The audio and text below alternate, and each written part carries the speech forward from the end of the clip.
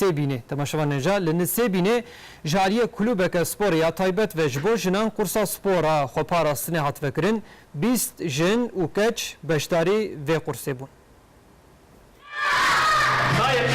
Li Nisêbîna navçeya Mêrdînê kulübeke sporê taybet kursa spora xweparastinê vekir. Antrenörê Neteweyê Mahmud Turgut ji bo kursê got ev bu 2 sal ku em kursê didin jin û keçan jî.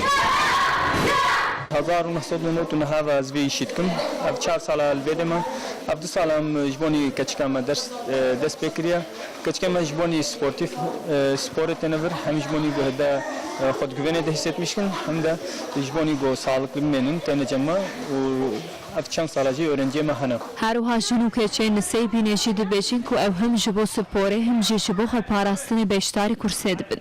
Em tê nevir em dalmina kung fiye em dixwazin vêşanî çeveyê xwe jî bikin em lêbiya we we nevir em ê alimênin. Navê min Sîmê Turgut çim sinfê de ha ji bo salqa xwedê diyabeta sesima û ev salqa stîm.